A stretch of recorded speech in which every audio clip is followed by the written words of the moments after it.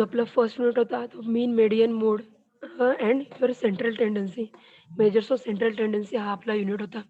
ह्याच्यावरती आपण बरेचसे टॉपिक्स बघून झालेले आहेत. बरेचसे प्रॉब्लेम्स देखील सॉल्व्ह करून झालेले आहेत. ओके. एक फॉर्म्युले रिवाईज आणि कोणत्या-कोणत्या टाइपचे क्वेश्चन येतात हे आपण फक्त या ठिकाणी रिवाईज करूया. ओके. आता आपल्याला काय-काय सांगितलं होतं फर्स्ट बघा. तर फर्स्ट आपला होता की summation notations means what is mean by summation आपण बघितलं होतं. समेशन मीन्स व्हॉट तुम्हाला जितके काही नंबर्स दिलेले असतील त्यांची सिंपल आपण काय करत होतो addition means your your summation. Right? So that's why आपण समेशन काय केलं होतं, summation of x j is equal to आपण काय सांगितलं होतं की range of j is equal to 1 to n असेल तर काय होतं, तर x1, x2 up to xn आपण ह्या ठिकाणी हा समेशनचा हा फॉर्म्युला आपल्याला दिलेला होता. ओके. ह्या ठिकाणी आपण काय करत होतो x1, x2, x3 up to xn ह्या संपूर्ण क्वांटिटीचे ॲडिशन करत होतो. तो काय होता तुमचा समेशन होता. ओके. त्याच्यानंतर पुढे काय सुरू झालं होतं आपलं की averages or measures of central tendency. Okay. What is mean by averages? आता average means what? Average means your mean. Right? Okay. आता व्हॉट इज मीन बाय एव्हरेजेसमध्ये बघितलं होतं आपण, की average is a value that typical or representative of data, set of data. Okay. आता measures of central टेंडन्सीमध्ये आपण काय म्हणलो होतो, की such typical values tends to lie centrally within the data arranged according to the magnitude. Averages are called as the measures of central tendency.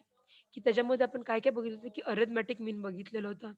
Mean, median, मोड हे तिन्ही topics बघितले होते. ओके. आता व्हॉट मीनचा आपण फॉर्म्युला बघून घेऊया, की what is mean by mean आणि मीनचा फॉर्म्युला काय होता? की mean means what? Arithmetic mean is briefly the mean, the set of n numbers x1, x2 up to xn is denoted by x bar. It is defined as x bar is equal to x1, x2 up to xn divided by n. आता या arithmetic मीन means काय करतो आपण, की सर्व जे तुम्हाला quantities दिलेल्या आहेत, त्यांची आपण काय करतो जनरल ॲडिशन करतो आणि ॲडिशन केल्यानंतर divided by total number of observation जे होते त्याला आपण एन म्हणतो. त्यांनी आपण काय करतो डायरेक्टली डिव्हाईड करतो. मीन्स युअर फॉर्म्युला इज काय होता summation of x divided by n. हा इन जनरल तुमचा फॉर्म्युला होता फॉर युअर अरिथमेटिक मीनसाठीचा. ओके. आता मीनमध्ये आपण 2-3 पार्ट्स बघितले होते, की जर तुमचा डेटा आहे, तो तुम्हाला फ्रिक्वेन्सीच्या फॉर्मॅटमध्ये दिलेला आहे का? त्याच्यानंतर ग्रुप फॉर्मॅटमध्ये दिलेला आहे का? की रॉ डेटा दिलेला आहे? ओके. किंवा कंटिन्युअस ग्रुप डेटा दिलेला आहे. ह्या टाइपचे जे काही क्वेशन्स होते ते सुद्धा आपण सॉल्व्ह करून बघितले होते. ओके. तर काय-काय बघितलं होतं, की आपला हा जो फॉर्म्युला आहे, तो फॉर्म्युला कशासाठी इम्पोर्टंट होता? तर तुमचा जर डेटा हा तुम्हाला raw data otherwise discrete frequency sequence तुम्हाला दिलेला असेल, तर त्या ठिकाणी तुम्हाला हा x bar is equal to summation of x divided by n हा फॉर्म्युला आहे, तो तुम्हाला नेसेसरी आहे. ओके. तर ह्याच्यावरती आपण काही क्वेश्चन सॉल्व्ह करून बघितले होते. जर तुमचा डेटा हा जर वेटेड अरिथमेटिक मीन असेल किंवा तुम्हाला वेटेड डेटा दिलेला असेल, फ्रिक्वेन्सीच्या फॉर्मॅटमध्ये जर क्वेशन तुम्हाला विचारलेला असेल, तर त्या ठिकाणी आपण फॉर्म्युला कोणता यूज करत होतो, तर X bar is equal to summation of W into X divided by W. Means मग आपण काय करतो, ही डब्ल्यू काय आहे तुमची, where your W is frequency. Okay. How many times your data is repeated. त्याला आपण काय म्हणत होतो, तर डब्ल्यू ती फ्रिक्वेन्सी आपण त्यांनी मल्टिप्लाय करत होतो. ओके. तर this is for your weighted mean. किती वेळा तुम्हाला फ्रिक्वेन्सीच्या फॉर्मॅटमध्ये जर क्वेशन तुम्हाला फ्रिक्वेन्सी रिपीट झालेली आहे, असा जर डेटा मिळालेला असेल, तर तुमचा काय होता तो अरिथमेटिक मीन फाइंड करत होतो, की वेटेड अरिथमेटिक मीन. फॉर्म्युला होता x bar is equal to summation of W into X divided by summation of W. Okay. या ठिकाणी एक क्वेश्चन असं पण बघितलं होतं आपण या ठिकाणी, की एखादा डेटा तुम्हाला 5 टाईम्स रिपीट दिलेला आहे, 6 टाईम्स रिपीट दिलेला आहे आणि या ठिकाणी तो जितक्या टाईम्स रिपीट दिलेला आहे म्हणजे फॉर एक्झाम्पल या ठिकाणी आपण काय म्हणलो होतो, की सपोज मी कन्सिडर करा, की 70 हा नंबर 1 टाईमच रिपीट झालेला आहे. 90 हा नंबर हा 1 टाईम रिपीट आहे आणि 85 हा नंबर हा जर तुमचा 3 टाईम्स रिपीट जर झालेला असेल, तर अरिथमेटिक मीन फाइंड करताना तो जितक्या वेळा रिपीट झालाय त्यांनी आपण काय करत होतो त्याला मल्टिप्लाय करत होतो आणि त्यांची सगळ्यांची समेशन म्हणजेच ॲडिशन करत होतो divided by total number of quantities आपण करत होतो. त्यावेळेला आपल्याला वेटेड अरिथमॅटिक मीन, अदरवाईज काय म्हणता येईल की तुमचा फ्रिक्वेन्सी डिस्क्रीट फ्रिक्वेन्सी आपल्याला फाइंड फ्रिक्वेन्सीच्या फॉर्मॅटमधल्या डेटाची अरिथमॅटिक मीन फाइंड करता येत होती. ओके. आता ह्या प्रॉपर्टीज आपण ह्या ठिकाणी बघितल्या होत्या. ओके. आता प्रॉपर्टीजमध्ये आपण फर्स्ट लक्षात घ्या. फर्स्ट आपण सांगितलं ह्या ठिकाणी जो तुमचा डेटा आहे तो तुमचा इज तुमचा डिस्क्रीट फॉर्मॅटमध्ये असेल तर तो फॉर्म्युला आपण बघितला होता एक्स बारचा. फ्रिक्वेन्सीच्या फॉर्मॅटमध्ये असेल तर हा एक फॉर्म्युला होता आपल्याला आणि पुढे आपल्याला दिलं होतं की जो तुमचा डेटा आहे जो ग्रुप फ्रिक्वेन्सीच्या फॉर्मॅटमध्ये असेल. ओके. मीन्स युअर तुमचा डेटा हा एखादं स्पेसिफिक रेंज म्हणजेच सपोज आपण कन्सिडर करा की एका क्लासमध्ये स्टुडंट्स दिलेत, रोल नंबर वाईज दिलेत 1 to 10 साठी आपल्याला किंवा सॉरी 1 to 10 मार्क्समध्ये जर 5 स्टुडंट्स आहेत, 10 to 20 मध्ये 6 स्टुडंट्स आहेत. हा जो डेटा होता, ह्या टाईपचा डेटा तो काय होता? तो तुमचा ग्रुप फ्रिक्वेन्सी होता. की ह्याच्यामध्ये स्पेसिफिक अशी एक ग्रुप एक फ्रिक्वेन्सी दिलेली नव्हती, की इन जनरल तुम्हाला फ्रिक्वेन्सी दिली होती. तो डेटा आपला ग्रुप फ्रिक्वेन्सी होता. त्यासाठी फॉर्म्युला काय होता? तर ह्या ठिकाणी आपल्याला तुमचा ए कन्सिडर करावा लागत होता. A means what? You are assumed mean. Okay. Formula होता x bar is equal to A plus summation of d divided by n. d means what? d means your deflection. आता डिफ्लेक्शन हा topic पण आपला झालेला आहे. Deflection about the mean, deflection about the median हे topics बघितलेले आहेत. पण for in consider of your d means what here? D is equal to x minus a means your तुमचा जो डेटा दिलेला असेल त्याच्यामधला एक्सचा आय जो आपण आहे, एक्स आय कसा फाइंड करतो या ठिकाणी आपण? तर समेशन फाइंड करतो, राईट? समेशन आपण केलेली होती, सॉरी त्यांचा आपण सेंटर पॉईंट फाइंड करतो, राईट? सेंटर पॉईंट जो आहे त्यांचा त्या ग्रुपचा तो तुमचा काय असतो? एक्स असतो, एक्स आय किंवा एक्स जे. ओके. तो मायनस काय करतो आपण? तर अझ्युम्ड जो डेटा तुम्ही अझ्युम्ड मीन फाइंड केलेला आहे किंवा तो अझ्युम्ड तुम्ही केलेला नंबर आहे तो त्याच्यामध्ये आपण काय करतो? सबस्ट्रॅक्ट करत होतो. ओके.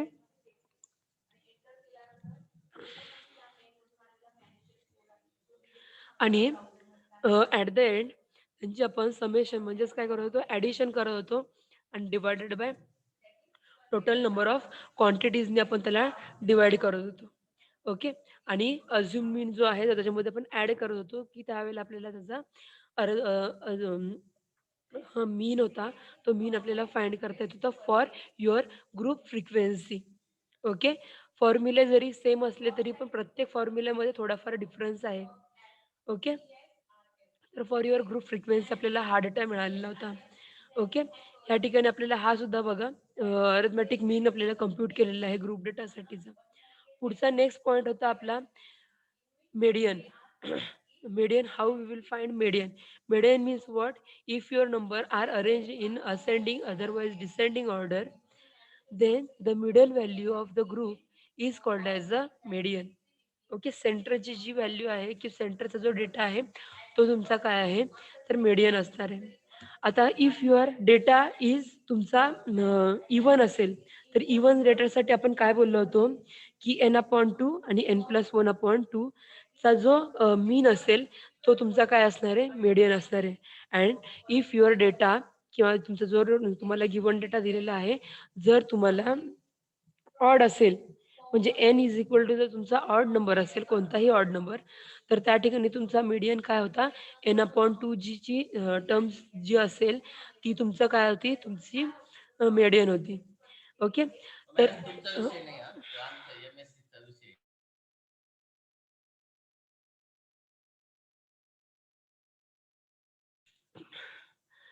तर आपला जो डेटा आहे मीडियन, मीडियन मी आपल्याला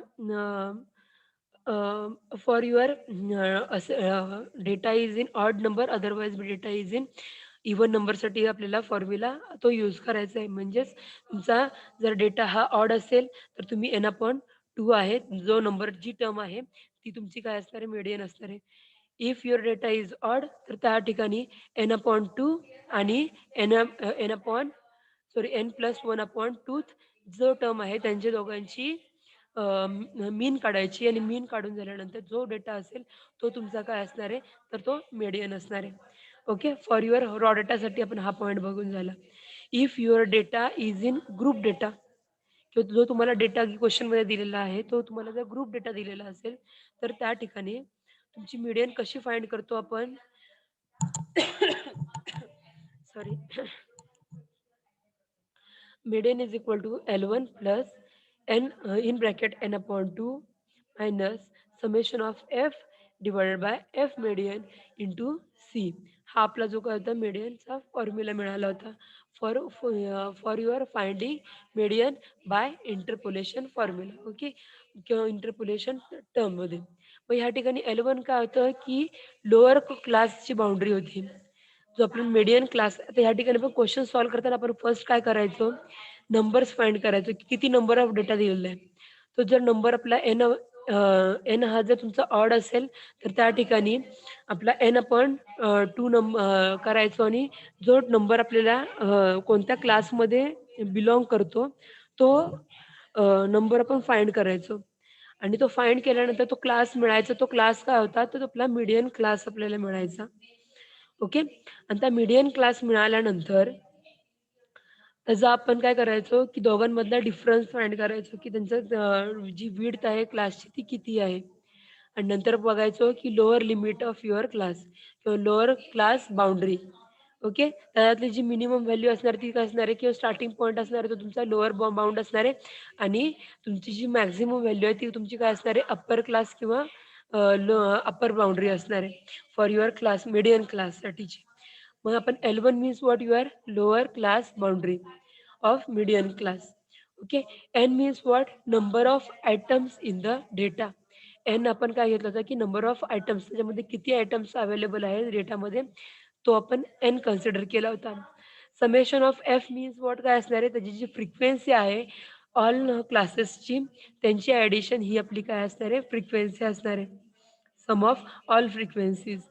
F median means what, F median means your जो तुमचा मीडियन क्लास आहे, त्या मीडियन क्लासची फ्रिक्वेन्सी असेल ती काय असणार आहे, एफ मेडियन.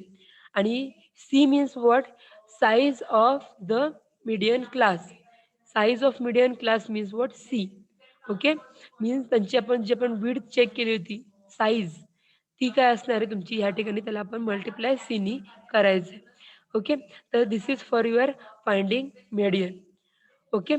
आता पुढचा पॉइंट बघितला, ओ शिट, एक मिनिट. पुढचा जर पॉइंट आपण बघितला होता, मोड बघितला होता. आता mode means what, mode is a set of numbers is the value which occur greatest frequency. म्हणजेच एखादा नंबर किती वेळा मॅक्झिममली रिपीट झालेला आहे, तो काय असणार आहे, तुमचा मोड असणार आहे. जो नंबर मॅक्झिमम टाइम्स रिपीट झालेला आहे, तो तुम्हाला मोड मिळणार आहे. ओके. आणि जर त्या ठिकाणी आपल्याला कॉमन मोड्स मिळालेले, म्हणजे 2-3 सेम नंबर ऑफ फ्रिक्वेन्सी आपल्याला रिपीट झालेले असतील, तर त्या ठिकाणी आपण काय करायचो, तर त्या ठिकाणी आपल्याला मोड फाइंड करण्यासाठी फॉर्म्युला होता, mode is equal to L1 plus in bracket delta 1 upon delta 1 plus delta 2 into C. Means your L1 is what, your lower class boundary. Okay. Delta means what, excess of modal frequency over frequency of next lower class. आणि delta 2 काय होतं, excess of modal frequency over frequency of next higher class. आणि C काय होता, as usual size of the model class. Okay. म्हणजे प्रत्येक क्लासची जी मोड आहे, सॉरी साईज आहे, ती आपण ह्या ठिकाणी बघितली होती. Okay. This is for your group data असेल, त्याच्यासाठी आपल्याला हा फॉर्म्युला यूज करायचा आहे. ओके. त्याच्यानंतर आपण बघितले होते, की इम्पेरियल रिलेशन बिटवीन मीन, मेडियन आणि मोड. आता आपल्याला जर सपोज मोड फाइंड करायचा असेल आणि आपल्याला एकही टर्म आपल्याला फाइंड होत असेल, म्हणजे जो तुमचा डेटा आहे, तो तुमचा रॉ डेटा तुम्हाला 2-3 नंबर्स हे तुम्हाला मॅक्सिमम टाइम्स रिपीट झालेले मिळत असतील, तर ते आपल्याला वरती जो दिलेला फॉर्म्युला आहे, तो जर अप्लाय करता जमत नसेल, किंवा किंवा अदर कोणताही फॉर्मिक आपल्याला प्रॉब्लेम असेल, तर आपण जो मोड आहे, तो तुम्ही तुमच्या डिफरंट ह्या फॉर्म्युल्यानुसार, म्हणजे मीन आणि मेडियनच्या फॉर्मॅटमध्ये सुद्धा फाइंड करू शकता. तर जो इम्पेरियल फॉर्म्युला आहे for unimodal frequency curve that the moderately skewed asymmetrical, we have to imperial relation. Means आपण काय फॉर्म्युला सांगितलं होता, की mean minus mode is equal to 3 in bracket median, sorry, mean minus median. Okay. In other टर्ममध्ये जर तुम्ही मोड find करायला गेलात तर काय होणार आहे, मोड इज इक्वल टू आपण ह्या वरचे क्वेश्चन्स बघितले त्याच्यामध्ये फॉर्म्युला कोणता यूज केला होता की mode is equal to mean minus 3 in bracket mean minus median. हा फॉर्म्युला आपण या ठिकाणी इम्पेरियल रिलेशन आहे ते आपण या ठिकाणी बघितलं होतं. ओके. पुढे आपल्याला दिलेलं आहे geometrical mean. Geometrical means what? Geometrical mean G of set n positive numbers x1, x2, x3 up to xn is the nth root of the product of the number. Okay, G is equal to काय मिळणार आहे, square root of x1, x2 up to xn. Okay. आता जे तुम्हाला geometrical मीन find करायला सांगितलेत, numbers दिलेला असेल, काय करणार आहे, जी इज इक्वल टू किती नंबर्स आहेत टोटल नंबर, तर 3 नंबर आहेत. तर आपल्याला ह्या ठिकाणी काय होणार आहे, क्यूब रूट येणार आहे कारण की 3 नंबर्स आहेत. ओके. तर ह्या ठिकाणी cube root of 2 in multiply by 4 into 8 यांचे मल्टिप्लिकेशन करून क्यूब रूट काढून जो काय कॉन्स्टंट येईल तो तुमचा काय असणार आहे, तर जॉमेट्रिकल मीन असणार आहे. ओके. हार्मोनिक मीन जर आपल्याला फाइंड करायला सांगितलं असेल तर हार्मोनिक मीनचा फॉर्म्युला काय आहे, तर h is equal to, okay, h is equal to n upon n upon summation of 1 upon x. Okay. किंवा आपला reciprocal of harmonic mean is equal to 1 upon n into summation of 1 upon n. हा आपला काय असणार आहे, harmonic मीनचा formula असणार आहे. For example harmonic mean find करायला सांगितलेले नंबर दिलेले आहेत आपल्याला 2, 4 आणि 8. मग या ठिकाणी एन किती असणार आहे, तर 3 असणार आहे. ओके. आणि समेशन ऑफ आपल्याला 1 अपॉन एक्स करायचं आहे. Means you are 1 upon 2 plus 1 upon 4 plus 1 upon 8 ह्यांची ॲडिशन केल्यानंतर जो कॉन्स्टंट येईल त्याने आपल्याला डिवाइड करायचं आहे आणि ह्यांचं डिव्हिजन केल्यानंतर जो कॉन्स्टंट येईल तो तुमचा काय असणार आहे, तर हार्मोनिक मीन असणार आहे. ओके. ओके. आणि 1 मार्क्ससाठी हा एकदा पुढचा जो पॉइंट आहे तो आपल्याला लास्ट टाईम सांगताना राहून गेला होता. तर 1 मार्क्सच्या क्वेशन्समध्ये तुमचा फिल इन द ब्लँक्स असेल, ट्रू ऑर फॉल्स असेल किंवा अ, कोणत्याही क्वेशनमध्ये 1 मार्क्ससाठी तुम्हाला relation between arithmetic mean, geometric mean and harmonic mean हा क्वेश्चन हा मोस्टली विचारला जातोच. ओके. तर ह्या तिघांमध्ये रिलेशन काय आहे, तर h is less than or equal to g is less than or equal to x bar. Okay, means your harmonic mean is less than your geometric mean is less than your arithmetic mean. Okay. तर ह्या ही जी term आहे ती लक्षात ठेवा. H हा सर्वात less असतो than G and X. Okay. G हा इन बिटवीन आहे तुमच्या एच आणि एक्सच्या आणि एक्स हा काय असणार आहे तुमचा एक्स बार जो आहे तो तुमचा काय अरिथमेटिक मीन हा तुमचा मॅक्झिमम असतो. ओके. तर हे जे रिलेशन आहे हे रिलेशन तुम्ही मोस्टली लक्षात ठेवा कारण की हा पार्ट जो आहे 1 मार्क्ससाठी हा इम्पॉर्टंट आहे. ओके. पुढे आपल्याला दिलेला आहे point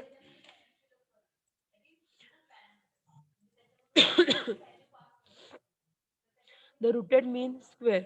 Okay, RMS or quadratic mean.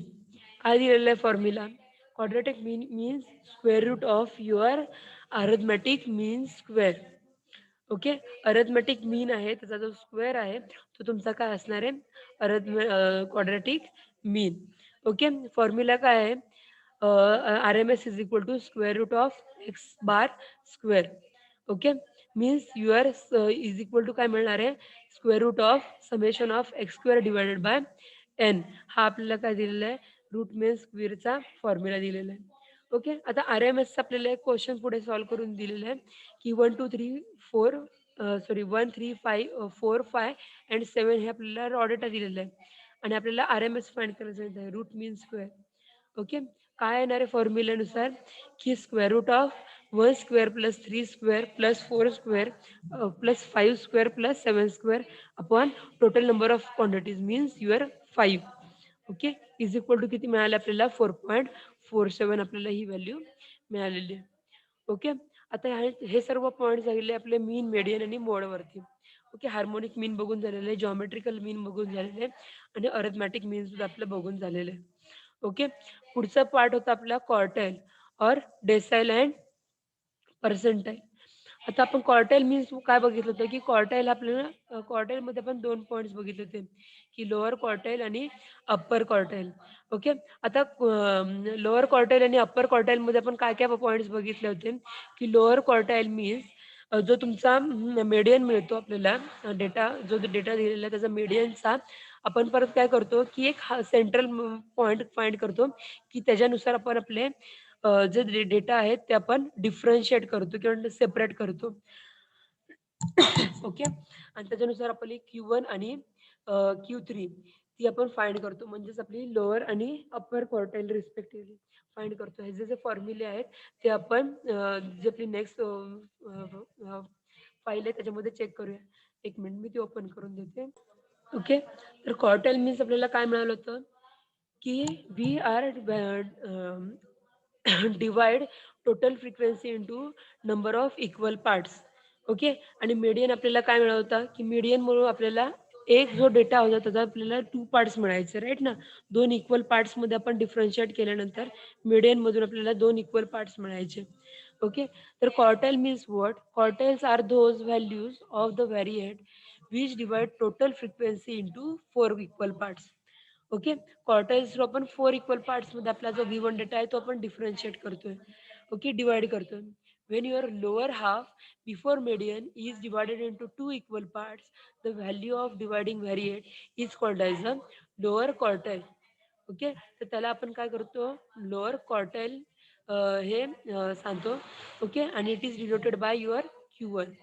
The value of variate divide upper half into 2 equal parts. जो अप्पर हाफ आहे तुमचा क्वार्टाईल रेंजचा तो 2 इक्वल पार्ट्समध्ये आपण डिवाइड करतो. त्याला आपण काय करू ह्याला आपण काय फाइंड म्हणतो तर आपली upper quartile which is denoted by your Q3. Okay. आता Q1 आणि Q3 मध्ये डिफरन्स काय होता सॉरी फॉर्म्युलेमध्ये डिफरन्स काय होता जो आपला मीडियनचा आपण फाइंड करत होतो median is equal to L plus H upon F in bracket N upon C M N upon 2 minus C. मीडियनसाठी आपण 2 हाफ पार्ट होतात सो दॅट्स आपण इथे या ठिकाणी 2 घेतला होता. ओके. क्वार्टाईल्समध्ये आपल्याला 4 पार्ट्समध्ये डिवाइड करायचं आहे. सो दॅट्स आपण डिवाइड बाय 4 घेणार आहोत. Okay. Q1 means what your lower quartile. Okay. म्हणजे आपल्याला जो लोअर रिजन आहे आपल्याला मीडियन क्लासचा तो आपल्याला काय करायचा आहे लोअर हाफ जो आहे त्याचे आपल्याला काय करायचे 2 पार्ट्समध्ये डिवाइड करायचे. सो दॅट्स वाय या ठिकाणाला आपल्याला एन अपॉन 4 येतो आणि अप्पर क्वार्टाईलसाठी आपण काय करतो 3/4 ही टर्म घेतो. ओके. सो दॅट्स वाय फॉर्म्युले काय होतात आपल्याला जो आपला Q1 आहे ज्याला आपण लोअर क्वार्टाईल बोलतो is equal to Q1 is equal to L plus H upon F in bracket N upon 4 minus c. Okay. आणि जो तुमचा Q3 आहे ज्याला आपण अप्पर क्वार्टाईल बोलतो. अप्पर क्वार्टाईलचा फॉर्म्युला काय आहे Q3 is equal to L plus H upon F in bracket 3n upon 4 minus c. हा आपल्याला कशाचा फॉर्म्युला मिळतो तर तुमचा Q3चा फॉर्म्युला मिळतो. ओके. क्वार्टाईल फ्रिक्वेन्सी किंवा सॉरी क्वार्टाईल्स आपल्या लोअर क्वार्टाईल आणि अप्पर क्वार्टाईल हे ह्या फॉर्म्युल्यानुसार आपल्याला मिळतात. त्याच्यानंतर पुढचा पार्ट आपण ह्या ठिकाणी हे क्वेश्चन सॉल्व्ह करून करून बघितले होते. ओके. आता लक्षात घ्या मीडियन आपण मगाशी जसं सांगितलं ऑड नंबर असेल तर n+1/2 जी व्हॅल्यू आहे ती व्हॅल्यू आपली काय असणार आहे मीडियन क्लास असणार आहे. ओके. आणि discrete sorry for your even data असेल तर त्या त्या त्या ठिकाणी मीन कशाची काढायची आहे किंवा आपल्याला सेंटर पॉईंट कशाचा काढायचा आहे n/2 आणि n/2 प्लस 1 जी व्हॅल्यू आहे त्यांचा जो मिडल व्हॅल्यू असणार आहे ती तुमची काय असणार आहे तुमची मीडियन असणार आहे. ओके. आणि फॉर युअर ग्रुप फ्रिक्वेन्सीसाठी आपण हा फॉर्म्युला यूज केला होता. ओके. पुढचे जे पॉइंट्स आहेत तो आपला मोड आपण आत्ताच बघून झालेला आहे.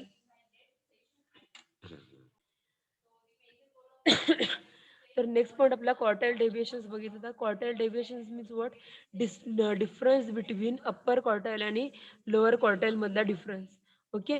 Q3 मायनस Q1 ह्याला आपण काय बोलतो inter quartile range and half of it means what 1/2 Q3 minus Q1 is called as a semi interquartile range. हा क्वेश्चन सुद्धा तुम्हाला 1 मार्क्ससाठी मोस्टली विचारला जाऊ शकतो.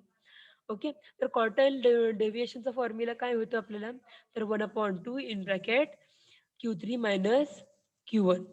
ओके, आणि कोएफिशियंट ऑफ क्वार्टाइल डेव्हिएशन काय होतं आपल्याला, Q3 minus Q1 upon Q3 plus Q1. Okay, तर हे जे फॉर्म्युले आहेत ते लक्षात ठेवा. ओके, त्याच्यानंतर पुढचे पॉइंट्स बघितले होते आपण मेजर्स ऑफ डिस्पर्शन्समध्ये. आपला जो सेकंड आपला चॅप्टर आहे तो आपण स्टार्ट केला होता, की measures of central dispersions means what. ह्याच्यामध्ये आपल्याला 3 टाइप्स होते मेजर्स ऑफ सेंट्रल डिस्पर्शनचे. फर्स्ट वन होता रेंज, सेकंड होता क्वार्टाइल डेव्हिएशन, की ह्याला आपण क्यूडी बोलतो, आणि नंतर बघितलं होता की मीन डेव्हिएशन QMD, आणि लास्ट वन बघितलं होता standard deviation SD.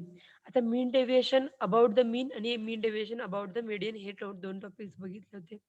Okay, mean deviation means what, की if your n values x1 x2 up to xn have arithmetic mean of x bar, then your x1 minus x bar, x2 minus x bar, x3 minus x bar up to xn minus x bar are called as the deviation. Okay, जो आपण आता मगाशीच topic discuss केला होता, की deviation is what, की तुमचा जो अरिथमेटिक मीन आहे तो आपण आपल्या एन व्हॅल्यूज ज्या आहेत त्याच्यामधून आपण काय करतो, सबस्ट्रॅक्ट करतो, त्याला आपण काय म्हणतो, डेव्हिएशन. ओके, डेव्हिएशनचा फॉर्म्युला आपल्याला काय मिळाला होता, तर summation of x j minus x bar. Okay, d is equal to summation of x j minus x bar आपल्याला डेव्हिएशनचा फॉर्म्युला भेटला होता. ओके, आता मीन डेव्हिएशन अबाउट मीन डेव्हिएशनचा फॉर्म्युला काय मिळाला आहे, तर MD is equal to 1/n summation of in bracket sorry in mod xi minus x bar. Okay, हा काय आहे तुमचा मीन डेव्हिएशनचा फॉर्म्युला आहे. ओके, तर mean deviation about the mean find करत असाल तर त्या ठिकाणी आपण काय करतो, तर एक्स बार डिवाइड सबस्ट्रॅक्ट करतो. Mean deviation about the median find करत असाल तर आपल्याला मीडियन त्या ग्रुपची किंवा त्या व्हॅल्यूची आपल्याला सबस्ट्रॅक्ट करावी लागणार आहे. बाकी फॉर्म्युला आहे तो ॲज इट इज सेम असणार आहे.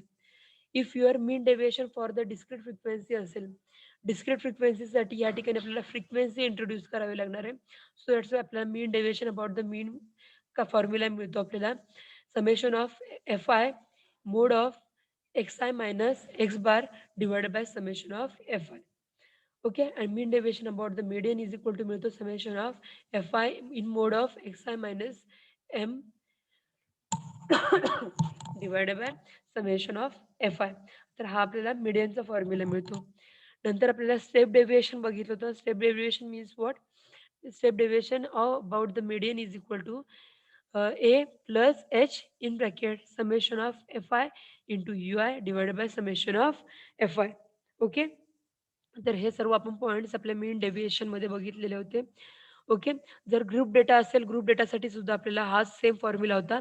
फक्त ग्रुप डेटामध्ये आपल्याला जो तुमचा सेंट्रल जी मिडल व्हॅल्यू आहे ती आपल्याला फाइंड करावी लागत होती. म्हणजेच आपल्याला जो ग्रुप डेटा असेल त्यांची जी मिडल व्हॅल्यू आहे ती तुमची काय असायची, तर xi किंवा x जो आहे तो तुमचा असायचा. तर आपल्याला mean deviation about the mean for your group frequency हा फॉर्म्युला मिळतोय. अबाउट द मीडियनसाठी पण सेम फॉर्म्युला आहे. फक्त आपल्याला या ठिकाणी मिडल व्हॅल्यू ही फाइंड करावी लागते ग्रुपची. हा पॉइंट एक लक्षात घ्या.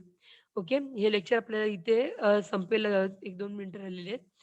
ओके, उद्याच्या लेक्चरमध्ये आपण हा टॉपिक जो टॉपिक सुरू केलेला आहे रिव्हिजनचा तो कंटिन्यू करूया, आणि नंतर आपण हा नेक्स्ट टॉपिक आपण स्टार्ट करूया. ओके, चालेल. थँक